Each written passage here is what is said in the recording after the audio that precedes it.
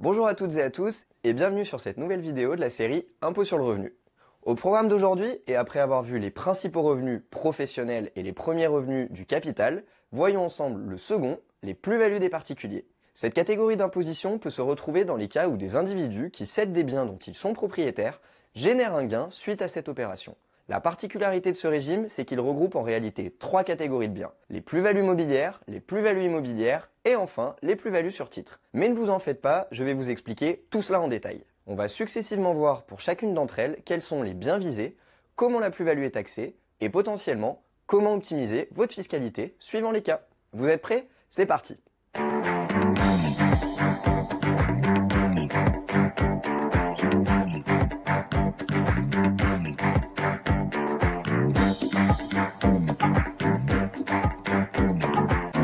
Première partie donc, le régime applicable aux biens mobiliers, autrement dit tous les biens que l'on peut déplacer. Tous les biens meubles, en fait cette catégorie se retrouve en pratique assez peu souvent, car la grande majorité des biens meubles sont exonérés de plus-value. Il faut avoir en tête que toutes les ventes de vos biens ne sont pas soumises au régime des plus-values, c'est même l'exception en fait. En effet, l'article 150 UA du Code général des impôts prévoit que les ventes de meubles, dans le sens courant et pas juridique du terme, c'est-à-dire votre canapé ou l'armoire de grand-mère, ainsi que les ventes d'appareils ménagers ou même encore les véhicules automobiles ne sont pas imposables. C'est déjà un sacré nombre de biens qui ne sont pas visés par cette taxation. Par ailleurs, et mis à part les métaux précieux, ce même article prévoit en réalité que tous les autres biens qui n'appartiennent pas à l'une des précédentes catégories et dont la valeur est inférieure à 5 000 € n'est pas imposable au titre de la plus-value. Au final, et principalement, on ne retrouve plus que les objets d'art et de collection, les métaux précieux comme l'or ou l'argent, ainsi que les bijoux, mais encore faut-il que la valeur dépasse 5 000 €. Dans l'hypothèse où vous vendez un bien qui vous appartient et qui ne serait pas visé par l'une des exonérations que nous avons vues, deux régimes d'imposition existent en fonction de la nature du bien qui fait l'objet de la vente. D'un côté, un régime classique. De l'autre, un régime spécifique qui concerne les ventes de métaux précieux, bijoux, objets d'art, de collection et d'antiquités. S'agissant du régime classique, la plus-value taxable correspond tout simplement à la différence entre le prix de vente et le prix d'acquisition. Par exemple, je fais une bonne affaire et j'achète un bateau pour 10 000 €. Mais je ne m'en sers pas et je décide de le revendre quelques années plus tard pour 16 000 €. Le bateau n'est pas un véhicule automobile, le prix de vente dépasse bien 5 000 €, donc la plus-value est taxable. Du coup, 16 000 moins 10 000, la base d'imposition sera de 6 000 €. Cependant, les choses ne s'arrêtent pas là puisque la loi prévoit un système d'abattement qui vient réduire le montant de la plus-value imposable en fonction des années de détention du bien. Ainsi, au-delà de la deuxième année de détention, la plus-value imposable est réduite de 5% pour chaque année de détention. Du coup, il n'y a plus aucune plus-value à payer dès que le bien a été détenu au moins pendant 22 ans. Reprenons l'exemple précédent et imaginons que j'ai gardé le bateau durant 8 ans. Comme je vous l'ai dit, l'abattement ne commence à courir qu'à partir de la seconde année. Donc, 8 moins 2, 6. À raison de 5% par an, cela donne 30%. Du coup, j'avais réalisé une plus-value de 6 000 €, on va donc appliquer l'abattement de 30%, je pourrais déduire 1 800 €, 30% de 6 000, et je ne serai donc plus imposé que sur 4 200 €. S'agissant maintenant du taux d'imposition, il est forfaitaire, et les plus-values mobilières sont imposées à un taux de 19%, auquel il faut rajouter 17,2% de prélèvements sociaux, soit une imposition globale de 36,2%. Deuxième régime donc, celui spécifique aux ventes de métaux précieux, bijoux, objets d'art, de collection et d'antiquités. Un régime particulier qui peut éventuellement s'appliquer, vous verrez pourquoi. En effet, dans cette situation, les choses sont très simples car l'imposition est forfaitaire et libératoire. 10% pour les ventes de métaux précieux, 6% pour les autres objets. Il faut également rajouter 0,5% au titre de la CRDS. Une précision toutefois, ce régime s'applique par principe, mais il est possible de demander à relever du régime classique et donc de l'application des abattements. Vous l'aurez compris, en fonction de votre situation et notamment de la durée de conservation des biens, il pourra être plus ou moins intéressant d'opter pour l'un ou l'autre de ces régimes afin de diminuer votre imposition. Si vous avez détenu le bien longtemps, le régime classique sera plus favorable car vous bénéficierez de l'abattement. A l'inverse, si le bien est entré récemment dans votre patrimoine, l'imposition forfaitaire de 10% sera certainement plus intéressante. Voilà pour ce qui est des plus-values sur les cessions de biens meubles. Vous avez vu ? Rien de bien compliqué. Bon, passons maintenant à une autre catégorie, bien plus fréquente en pratique, les plus-values sur biens immobiliers. Par définition, cette catégorie s'applique aux plus-values réalisées par les particuliers dans le cadre de la gestion de leur patrimoine privé, soit directement, soit au travers d'une société de personnes soumise à l'IRPP, comme par exemple une SCI. Le régime est ici un peu plus complexe car les opérations sont bien plus fréquentes et les montants généralement bien plus importants. Nous allons donc successivement voir le champ d'application de la plus-value, le régime fiscal applicable et la détermination de l'imposition. En principe donc, la vente d'un bien immobilier emporte une imposition au titre des plus-values. Cela étant, et comme pour les biens meubles, la loi prévoit un certain nombre d'exonérations qui permettent justement d'échapper à l'imposition suivant les cas. Sans tous les énumérer, les cas d'exonération les plus courants concernent la plus-value de la cession de sa résidence principale, ou encore la plus-value de cession d'un immeuble ou partie d'immeuble si le prix de vente est inférieur à 15 000 euros. On trouve également une exonération lors de la première cession d'un logement dans le cas où le vendeur n'est pas propriétaire de sa résidence principale et qu'il utilise l'argent de la vente pour acheter sa résidence principale dans un délai de 24 mois. Cependant, il existe encore des cas d'exonération, mais il est inutile ici de trop rentrer dans le détail car ce sont des cas bien spécifiques et bien plus techniques. Quoi qu'il en soit, et si vous ne rentrez pas dans l'un des cas d'exonération de plus-value, le calcul sera identique à celui des biens meubles, c'est-à-dire prix de vente moins prix d'achat. Une précision, le prix d'achat comme le prix de vente sont majorés cette fois-ci des frais et charges. Concernant le prix d'acquisition, le montant des frais et charges qui sont pris en compte peuvent être considérés soit à leur valeur réelle, soit faire l'objet d'une évaluation forfaitaire d'un montant de 7,5% du prix d'achat. L'intérêt ici est que les frais soient le plus important possible car ils vont augmenter le prix d'acquisition initial et donc diminuer d'autant le montant de la plus-value imposable. Par ailleurs, il est possible pour le vendeur de déduire des travaux réalisés dans l'immeuble, de construction, de reconstruction ou d'agrandissement. Ça ne vous rappelle rien ? Eh oui, ce sont tous ces travaux qui ne sont pas déductibles dans la catégorie des revenus fonciers. Si cela ne vous dit rien, je vous invite à aller visionner la vidéo qui traite de cette catégorie, le lien est dans la description. Attention, il ne faut pas cependant que ces travaux aient pu être déduits dans le cadre de l'impôt sur le revenu, car sinon ce serait au final une double déduction. Par ailleurs, et encore une fois, s'il est impossible de justifier le montant réel des travaux, il est possible d'appliquer un forfait de 15% du prix d'achat si la vente intervient au moins 5 ans après l'acquisition. Prenons un exemple, ce sera plus clair. Monsieur Dupont a acheté une résidence secondaire en 2001 pour un montant de 100 000 euros. En 2021, il revend cette maison au prix de 500 000 euros. Non seulement de par l'augmentation des prix de l'immobilier, mais aussi car il a réalisé des travaux de rénovation. Ici, il s'agit d'un immeuble, c'est donc une résidence secondaire, donc il ne peut pas bénéficier d'une exonération de plus-value. En principe, elle est égale au prix de vente moins le prix d'achat, donc 500 000 moins 100 000, 400 000 euros. Cependant, le prix d'achat peut être augmenté de divers frais, acquisition, travaux de rénovation, etc. Mais comme M. Dupont n'a pas de justificatif, il n'a pas pensé à les garder, il pourra relever du forfait. En conséquence, le prix d'acquisition sera majoré de 7,5% pour les frais d'acquisition, soit 7 500 euros, et 15% pour les travaux, soit 15 000 euros. Du coup, le prix d'achat ne sera plus de 100 000 euros, mais 122 500 euros. Et donc, la plus-value imposable ne sera plus de 400 000 euros, mais de 377 000 euros 500. Mais ça, c'est avant les abattements pour durée de détention que nous allons voir tout de suite. Comme annoncé donc, les plus-values immobilières peuvent être diminuées d'un abattement en fonction de la durée de détention du bien. Ce qu'il faut bien retenir ici, c'est que plus vous allez conserver longtemps le bien, moins votre imposition sera importante. Deux régimes d'abattement existent. L'un concerne l'imposition et l'autre les prélèvements sociaux. S'agissant de l'abattement concernant l'imposition, la durée de détention pour bénéficier d'une exonération totale est de 22 ans, de la même manière que pour les biens meubles.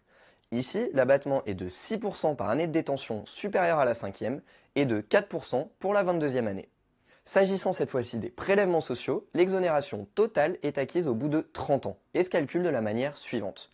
L'abattement est de 1,65% pour chaque année de détention entre la 5e et la 21e année, 1,60% pour la 22e année, puis 9% par an pour chaque année au-delà de la 22e. Ainsi, si vous détenez un immeuble entre 22 et 30 ans, il sera certes exonéré d'imposition, mais restera soumis aux prélèvements sociaux. Reprenons mon précédent exemple pour que ce soit plus clair.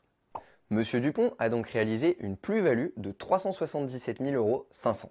S'agissant de sa résidence secondaire qu'il avait acquis en 2001 et revendue en 2021, après avoir pris en compte les frais d'acquisition et les travaux venant majorer le prix d'acquisition. Il a donc détenu son bien pendant 20 ans. S'agissant de l'abattement concernant l'imposition, 20 ans moins 5 ans égale 15. À raison de 6% par an, cela nous donne un abattement de 90%. Il sera donc imposé que sur 10% de sa plus-value, soit 37 750 euros. S'agissant de l'abattement sur les prélèvements sociaux, le calcul est identique mais avec des taux différents. 20 ans moins 5 ans, 15 ans, à raison de 1,65 par an, on obtient un abattement de 24,75% et il sera donc soumis aux prélèvements sociaux sur 75,5%, donc 284 069 euros. Petite précision, il existe également un abattement renforcé concernant certains biens qui devait initialement être supprimé au 31 décembre 2020, mais qui a finalement été reconduit et concerne principalement les terrains à bâtir ou bâtis destinés à la construction de logements collectifs ou sociaux ou dans les zones tendues. Ces abattements s'ajoutent aux précédents et peuvent encore diminuer de 70 voire 85% selon les cas, le montant de la plus-value imposable. Bien, maintenant que l'on a vu quels sont les biens concernés par les plus-values immobilières ainsi que la détermination du montant imposable, passons maintenant au traitement fiscal. Ici, c'est assez simple. Une fois que le montant de la plus-value a été déterminé, après application d'éventuels abattements pour durée de détention, elle fait l'objet d'une imposition au taux forfaitaire de 19%, auquel il faut rajouter 17,2% de prélèvements sociaux. Précision concernant la déclaration et le paiement, toutes les formalités sont effectuées auprès du notaire lors de la vente, qui se charge de calculer et de collecter l'imposition afin que vous touchiez le montant net de votre vente. A l'inverse, et cela peut arriver, si l'opération dégage une moins-value, c'est-à-dire que le bien est vendu moins cher que sa valeur d'achat, malheureusement, il n'est pas possible de faire quoi que ce soit et la moins-value ne pourra venir ni diminuer le revenu global imposable du foyer, ni d'éventuelles plus-values immobilières futures. Donc, pour terminer l'exemple que je vous donne depuis le début, Monsieur Dupont, après application des abattements, est alors imposable sur 37 750 euros s'agissant de l'imposition, 10% du montant de sa plus-value du fait de l'abattement, imposable à 19%.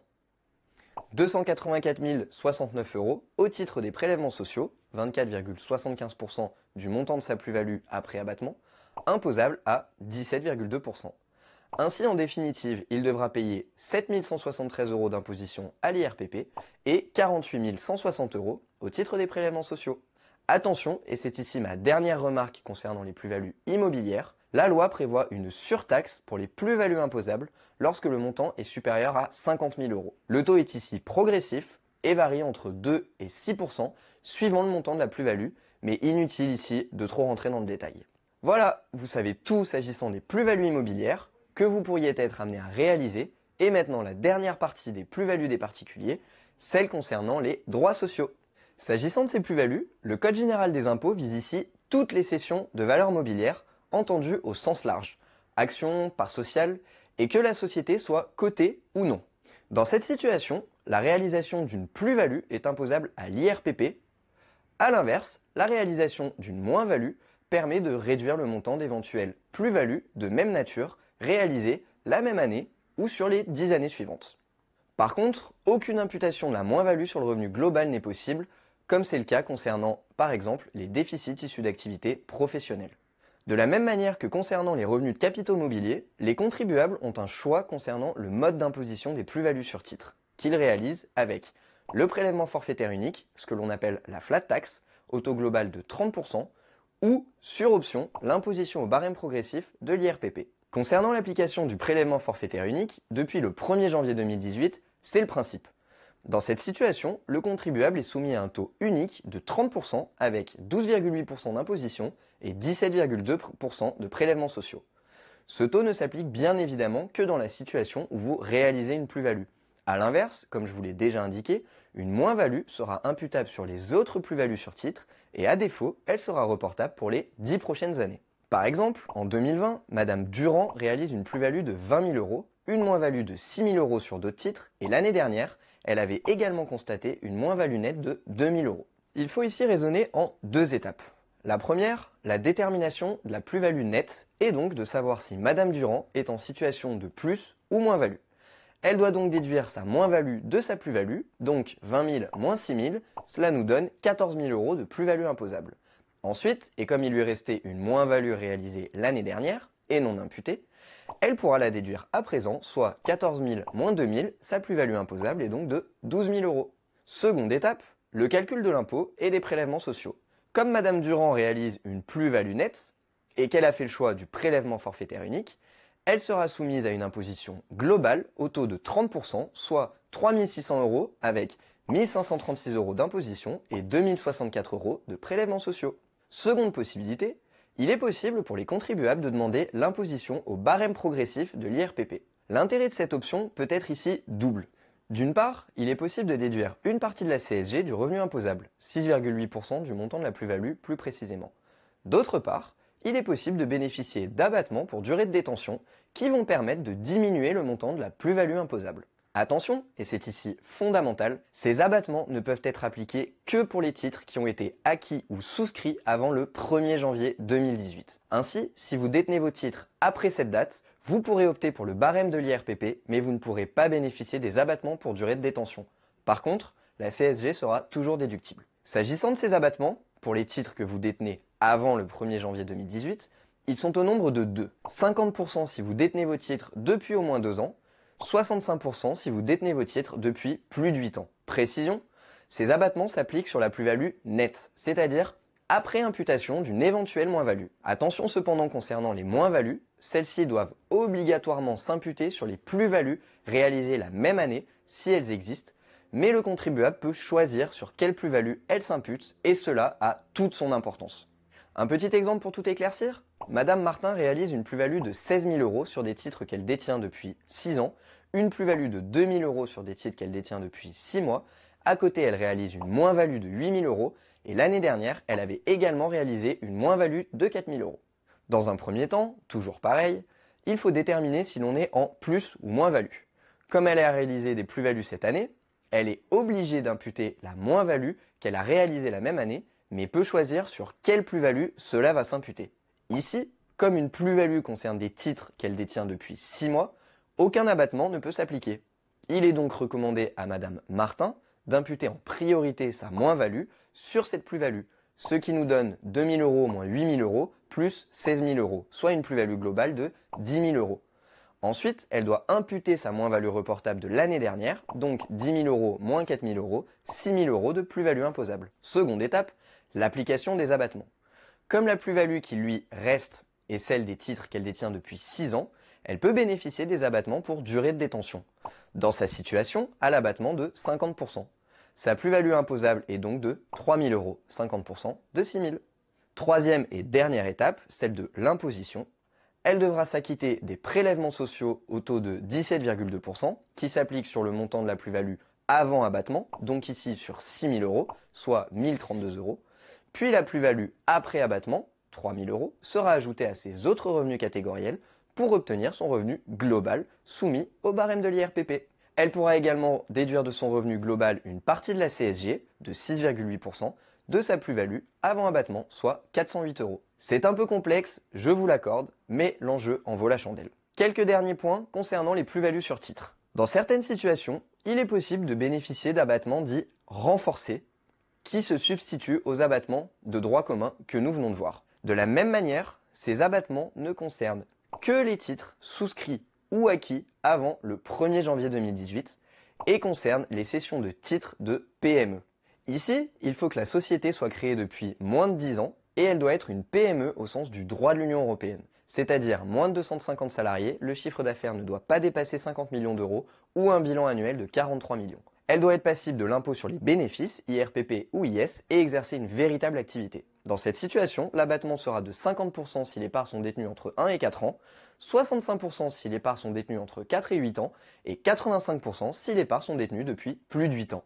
Enfin, ce point intéressera particulièrement les entrepreneurs et les chefs d'entreprise. Un dernier abattement est prévu concernant les dirigeants qui prennent leur retraite et permet de bénéficier d'une déduction forfaitaire de 500 000 € sur le montant de leur plus-value, et ce, peu importe les modalités d'imposition de la plus-value, barème ou IRPP. Là encore, ce régime étant très favorable, un certain nombre de conditions doivent bien évidemment être remplies, s'agissant tant de la société que des titres ou du dirigeant qui prend sa retraite.